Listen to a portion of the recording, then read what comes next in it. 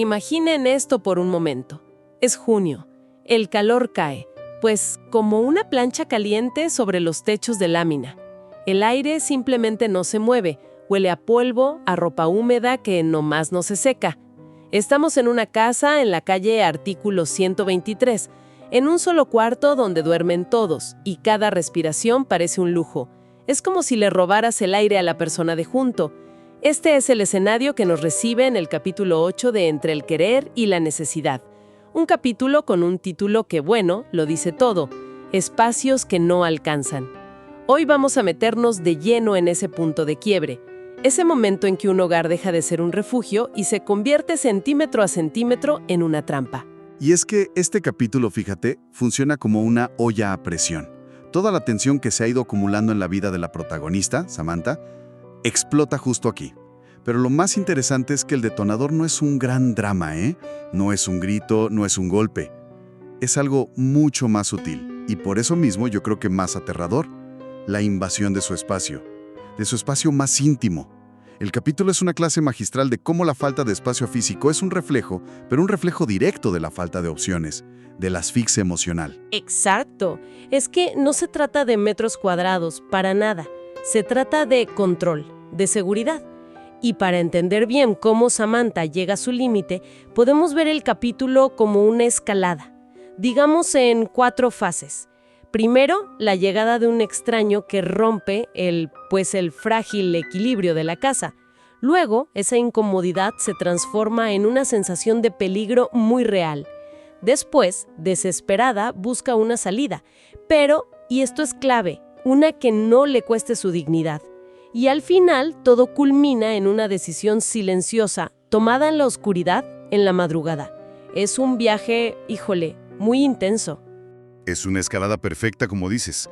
No son solo 4 escenas, son 4 vueltas de tuerca que van apretando a Samantha más y más, hasta que, literalmente, ya no le queda aire. Pues arranquemos con esa primera vuelta de tuerca, la invasión. Samantha llega a casa, cansadísima de trabajar, y lo primero que ve es una troca color vino mal estacionada. Adentro, un hombre que no conoce, Alberto, está descargando sus cosas, moviéndose, como dice el texto, con una familiaridad que no le correspondía. La escena ya de por sí te genera una incomodidad inmediata, ¿no crees? Totalmente. Y lo que sigue es una demostración, yo diría que brutal, de las dinámicas de poder en esa casa. Samantha, pues confundida, le pregunta a su hermana Jasmine qué está pasando. Y la respuesta es casi un insulto. Primero, una justificación económica que suena a pretexto barato. Va a poner para la luz. Y luego, la frase que la desarma por completo. Ya hablé con papá. Dijo que sí. Y papá es Ernesto, su padrastro, que ni siquiera es su padre biológico.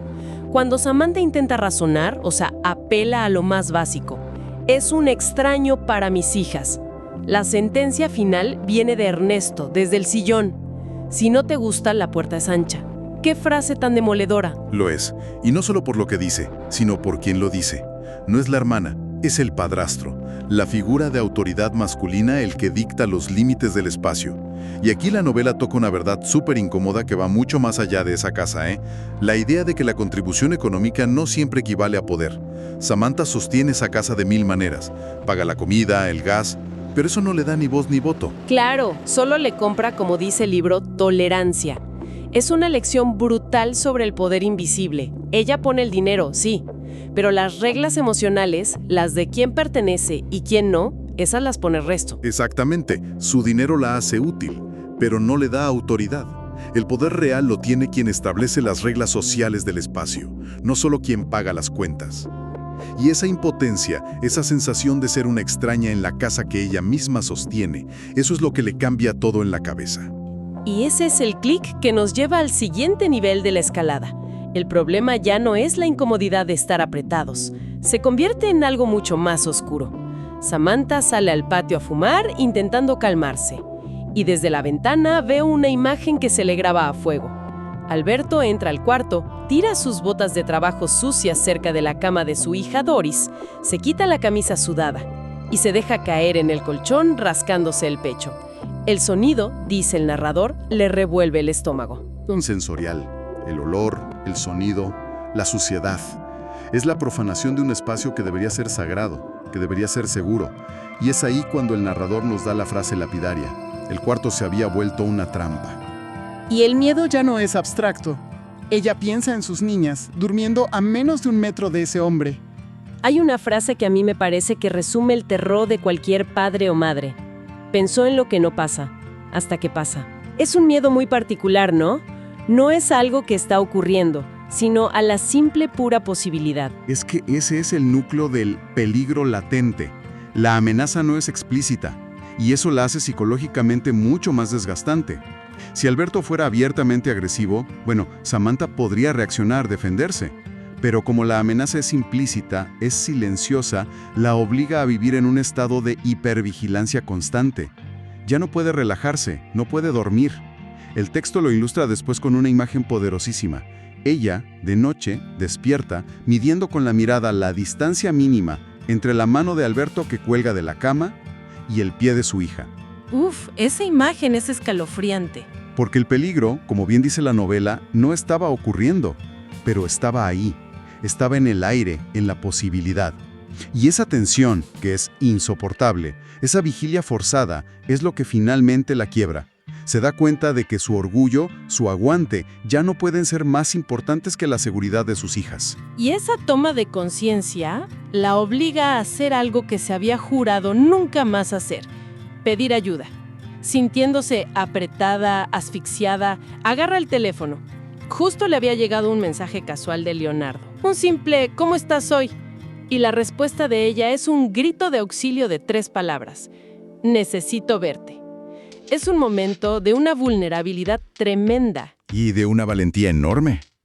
Porque para alguien como Samantha, que ha construido toda su identidad alrededor de la autosuficiencia, pedir ayuda es casi como admitir una derrota personal. Totalmente. Y la escena que sigue en el café es un choque de mundos. Se encuentran en un lugar con un aire acondicionado que el texto describe como casi violento. Es un contraste brutal con el calor pegajoso y sofocante de su realidad. Y es en ese espacio neutro, frío, donde ella por fin se atreve a verbalizar su miedo más profundo, lo que la ha frenado todo este tiempo. Le dice a Leonardo: «No quiero sentirme como cuando estaba en el bar, cobrando por compañía». Esa frase es el corazón de su dilema. Su miedo no es a Leonardo, ni siquiera es a deber un favor. Su terror es a la transacción, a que la ayuda venga con un precio que la degrade, a sentir que está cambiando una jaula por otra, quizá una más cómoda, sí, pero una jaula al fin y al cabo. Teme perder el último gramo de control que le queda, su propia narrativa, su orgullo. Y es justo ahí donde la respuesta de Leonardo es, para mí, una genialidad. Él no le da una respuesta fácil. No le dice, no te preocupes o yo te cuido. Le dice algo mucho más profundo, más directo. La seguridad no se negocia. ¿Qué te parece esa frase? A mí me dejó pensando muchísimo. Es que es la respuesta perfecta, porque redefine la situación por completo. Al decir, no se negocia, él la saca del terreno de la transacción. No le está ofreciendo caridad, ni un favor que ella tendrá que pagar después. Está estableciendo que la seguridad, especialmente la de sus hijas, es un derecho humano básico. Es una necesidad fundamental que está por encima de cualquier acuerdo, de cualquier deuda. Le quita el estigma que tanto la atormenta a ella. Y no solo eso, lo complementa con otra frase increíble. Lo demás se aprende o se deja atrás. Es muy potente, porque no le está prometiendo un final de cuento de hadas. No le dice yo te voy a resolver la vida. Le ofrece una herramienta, un puente para salir de la emergencia, pero la responsabilidad de qué va a construir del otro lado del puente sigue siendo de ella. En el momento en que le ofrece ayuda, también le está devolviendo la agencia que le quitaron en su casa. Exacto. No se posiciona como un rescatador, sino como un facilitador. Y eso es vital para que Samantha pueda siquiera considerar aceptar la ayuda sin sentir que se está vendiendo. Le da una salida sin quitarle el poder. Lo que nos lleva de vuelta a la casa esa noche, a ese espacio que ahora es territorio enemigo para la escena final del capítulo. Samantha regresa y el ambiente es todavía más denso. Ahora huele a sudor y encierro. Alberto ronca. Su hermana le da la espalda. y ella se sienta al borde de la cama a vigilar. La imagen que usa el autor es bellísima y salvaje. La describe como una loba cuidando la madriguera por última vez. Esa imagen lo dice todo. Ya no se trata de su comodidad, de su orgullo, ni de sus problemas de pareja. Es el instinto más primario. Es una madre protegiendo a sus cachorros, y se da cuenta de que esa madriguera ya no es segura. Tiene que sacarlos de ahí, cueste lo que cueste. Y en esa vigilia, en esa oscuridad, su mente se debate. Piensa en Liam, el otro hombre en su vida, que representa el barrio, el caos, un mundo de supervivencia que ella conoce y domina, pero que sabe que no ofrece ninguna salida real para sus hijas. Y luego piensa en Leonardo, a quien describe como el agua tranquila, un respiro. Pero, ¿es realmente una elección entre dos hombres? A mí me parece que es algo mucho más grande. Sin duda, no es una elección romántica, es una elección existencial. Es elegir entre dos futuros posibles. Un futuro es seguir sobreviviendo en un ciclo que ya conoce. Precariedad, inestabilidad, peligro latente. Es un infierno familiar, pero es su infierno. El otro futuro es un salto al vacío. Es un mundo desconocido que le ofrece seguridad, sí, pero a un costo altísimo para su orgullo. Implica aceptar una dependencia, al menos al principio, y enfrentar todos los prejuicios que tiene sobre sí misma y sobre la gente como Leonardo. Al final la decisión no se dice en voz alta. El capítulo cierra con ella acostada entre sus hijas, abrazándolas, despierta, alerta. Y la última frase es: el amanecer llegaría pronto, y con él, una decisión que ya no podía seguir posponiendo. La acción es inminente. Es un final brillante porque no necesita decirnos qué va a hacer. Todo el viaje emocional del capítulo, toda esa escalada de presión, nos lleva a una única conclusión que es inevitable. La decisión ya está tomada. Se siente en la tensión de su cuerpo, en la forma en que abraza a sus hijas. El resto es solo esperar a que salga el sol. Entonces, recapitulando, Espacios que no alcanzan es mucho más que un capítulo sobre una casa llena de gente. Es sobre la falta de espacio para respirar, para decidir, para estar a salvo. Es la historia de cómo el lugar que debería ser tu máximo refugio se convierte en la amenaza que te obliga a tomar la decisión más difícil de tu vida. Exactamente. El capítulo ilustra de una forma magistral cómo las crisis, por más dolorosas que sean, a menudo son el único motor que nos obliga a movernos. La vida empuja a Samantha hasta el borde del precipicio, y es solo desde ahí, mirando hacia el abismo, que puede ver con una claridad absoluta que necesita construir un nuevo espacio. Un espacio propio, seguro, para ella y para sus hijas, aunque todavía no tenga ni la más remota idea de cómo diablos lo va a hacer. Y eso nos deja con una pregunta flotando en el aire. Leonardo dice que la seguridad no se negocia.